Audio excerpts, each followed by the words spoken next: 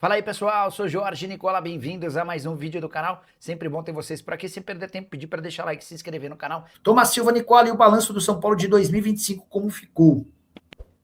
Vou tentar descobrir essa história. O problema é que o São Paulo está demitindo praticamente todas as pessoas que tocavam essas operações, né? Vou ver se eu consigo alguma coisa, Tomás.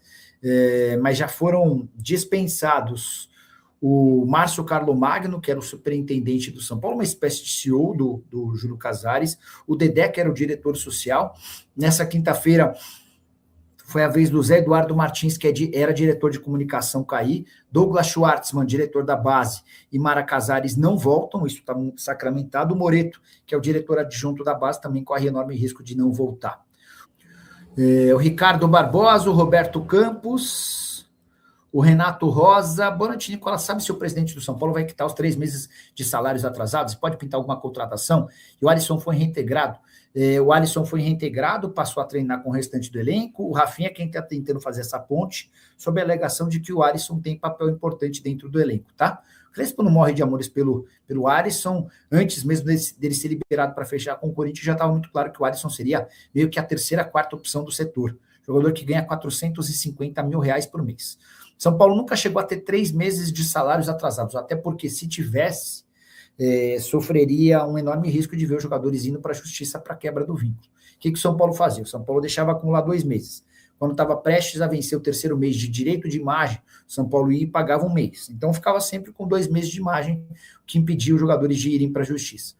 O novo presidente do São Paulo, Harry Macis, tem afirmado que tem a intenção de resolver esse problema. Ele não quer ficar acumulando essa dívida, não. E vai usar parte dos 2,5 milhões de dólares a que o São Paulo vai ter direito da transferência do Rodriguinho para o Red Bull Bragantino para tentar diminuir essa pendência. Só para lembrar, o Rodriguinho foi vendido para o Red Bull, 2,5 milhões de dólares à vista, mais 500 mil dólares em janeiro do ano que vem. O São Paulo ainda fica com um percentual de uma venda futura. O Cauli pediu para ser negociado pelo Bahia, tá? O Bahia, no primeiro momento, relutava com a ideia, entendia que ele podia ser importante. O Cauli fez um clássico muito ruim contra o Vitória, nem foi utilizado no jogo contra o Corinthians na estreia do Campeonato Brasileiro.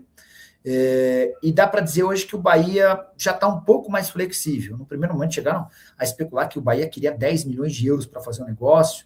Hoje já se fala em 5 milhões de euros, mas a ideia do São Paulo para contratar o Cauli é empréstimo. Qualquer outra opção que tiver a comprar não vai dar, tá bom? Severino Costa, boa noite, Nicola. Alex 111. Você falou cedo na live com o Marcos Antônio que ia jogar no Flamengo. Por que quando ele estava livre no mercado, o Flamengo foi atrás dele e ele não quis ir? Eu acho que ele quer ir. Vamos lá, Severino, ótima oportunidade que você me dá para falar sobre o Marcos Antônio.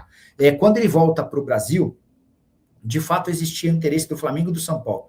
E o São Paulo acabou levando a melhor. Eu confesso que eu não sei por que ele optou pelo São Paulo, não sei o que foi oferecido, enfim. Mas hoje, a realidade joga a favor do Flamengo.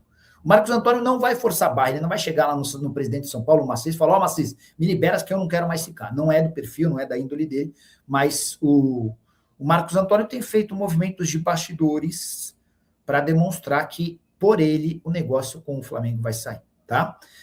O Marcos Antônio entende que lá vai ter um salário maior, o Marcos Antônio entende que no Flamengo vai ter mais chance de título, e o Marcos Antônio entende que num elenco recheado como o do Flamengo, ele não vai ter que jogar tantas partidas e, por consequência, vai se machucar menos. E eu nem lembrava disso. É uma pessoa muito próxima ao Marcos Antônio que me lembrou que no ano passado o Marcos Antônio teve 4 lesões diferentes que lhe causaram ficar de fora de 23 partidas do São Paulo ao longo do ano. E ele entende que se mudar para o Flamengo, isso não vai acontecer, tá? O São Paulo está no direito dele de não aceitar a proposta ou de pedir mais dinheiro. Tinha que ter feito isso também com os outros meninos, né? Deixa eu pegar mais participações por aqui. Alisson no Mirassol e libera o Lucas Amon. Manda mensagem agora para o Rui Costa. Só para lembrar, ó, uma informação que eu trouxe no início do ano. Depois de fechar com o Lucas Amon, o São Paulo notificou o Mirassol sobre esse acerto, né? E aí, a primeira proposta que o São Paulo fez foi de R$500 mil. O Mirassol não aceitou. Depois, o São Paulo chegou a oferecer o Tolói e o Luan. Cara, se eu sou o Mirassol, eu toparia. Você tem um jogador com um contrato só até 4 de abril, você não está utilizando o cara está treinando afastado, te custa um salário, enfim.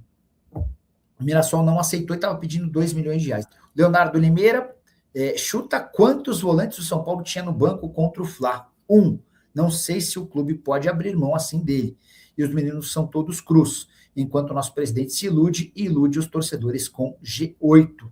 Leonardo, é que assim, a possível venda do Marcos Antônio, ela está basicamente associada à contratação do Alan, né? Seja por empréstimo ou em definitivo, faz parte do pacote. Quando o Flamengo procurou o São Paulo por uma primeira proposta informal, o Flamengo sinalizou que pagaria até 7 milhões de euros, mas colocaria o Alan por empréstimo com ajuda nos salários, tá bom? O Alexander Machado, Nicola, o São Paulo vai jogar com um time misto contra o Santos no Paulistão? Pode ter certeza que não, porque há muita preocupação no São Paulo em relação ao rebaixamento, tá? O Sartiari, boa noite, Nicola. Com a saída do Marcos Antônio, teria a chance do Medina? Não. A pedida do Medina é muito cara. E os caras puseram 13 milhões de euros para tirá-lo do Boca, 13 de dólares. É um valor fora da realidade. O Edson Pinheiro, no início da live, tinha sugerido Alisson no Mirassol para que o Lucas Amon fosse liberado. Não dá, tá? Informação que vem do São Paulo, não sei se o São Paulo já tentou, mas não vai rolar. Imagino até que para o São Paulo poder fazer essa resposta de bate-pronto de que não rola, é porque já deve em algum momento ter tentado, tá? O Visão Tricolor, isso é balela, todo jogador quer jogar. Se o Marcos Antônio for para o Flamengo, ele não vai jogar. Lá tá recheado de craques. Pois é, Visão, eu penso exatamente como você, tá? Eu penso... o Vitão, Marcos Antônio, se é o Vitão titular absoluto no Inter, você é o Marcos Antônio titular absoluto no São Paulo, você vai para o Flamengo para ser reserva? Para jogar de vez em quando? Eu ouvi de uma pessoa próxima ao Marcos Antônio que ele quer jogar no Flamengo, tá? Enfim. Vou esperar a resposta, mas já quero antecipar para vocês. Alguém perguntou aqui na live se Davi Terans poderia pintar no São Paulo. A resposta foi jamais. Confesso que eu me assustei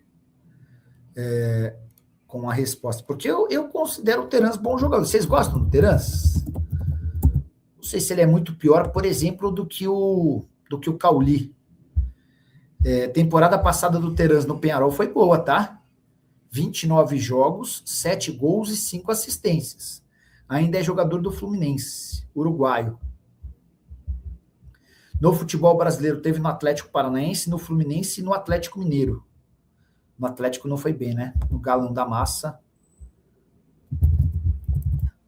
Sobre o Terans.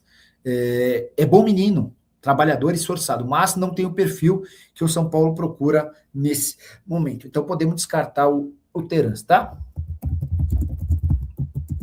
Preciso falar agora sobre Alisson. Tá descartado, pelo menos por enquanto, a transferência do meio-campista São Paulino para o Corinthians. Timão já explicou que a questão do R$1 milhão que o São Paulo cobrava não foi o grande impeditivo. Quero assegurar para vocês que o salário também esteve longe de ser um problema. O Alisson ganha, informação exclusiva, R$450 mil por mês no São Paulo. Assim como no Tricolor, no Timão também, esse salário está longe de ser um empecilho. Só para lembrar que o Félix Torres, antes de ser emprestado para o Internacional, ganhava R$750 mil por mês. Que o Pedro Raul, que nunca conseguiu se firmar, ganha R$700 mil mensais. Que o Fagner, que foi negociado em definitivo com o Cruzeiro, antes dessa transferência custava R$800 mil por mês. Isso sem falar em Yuri Alberto, que ganha R$1.700.000, e Igor Coronado, que enquanto esteve no Corinthians ganhava R$2 milhões mensais, e do Memphis Depay, que custa R$6 milhões mensais. Só para lembrar, a operação entre São Paulo e Corinthians caiu por conta do combo. Corinthians precisaria pagar R$1 milhão agora à vista e mais R$500 mil pelo empréstimo até o fim do ano. Se o Alisson disputasse pelo menos 25 jogos com mais de 45 minutos, o Corinthians era obrigado a pagar mais R$1,5 milhão. Importante registrar que se o Alisson fosse utilizado contra o São Paulo, uma multa de R$2 milhões por cada partida. Isso sem falar na opção de compra de R$15,6 milhões. Diante desse pacote todo e com a impossibilidade de o Alisson ser utilizado pelo Corinthians no Campeonato Paulista por já ter sido inscrito no São Paulo, o Corinthians acabou recuando. Quem sabe um pouco mais para frente essa tratativa possa avançar. Alisson, que voltou a treinar no São Paulo, mas não tem sua garantia de utilização no Tricolor, até porque ele se queimou com o torcedor e nunca esteve nos planos do técnico Hernan Crespo. Fala pessoal, estamos aí com atualizações importantes do São Paulo. Se inscreva e ative o sininho para receber mais atualizações do Tricolor. Deixe seu like, que é muito importante para o crescimento do canal. Utilize o espaço aqui embaixo para registrar sua opinião. Ficamos por aqui com mais esse giro de notícias. Um abraço e até o próximo vídeo.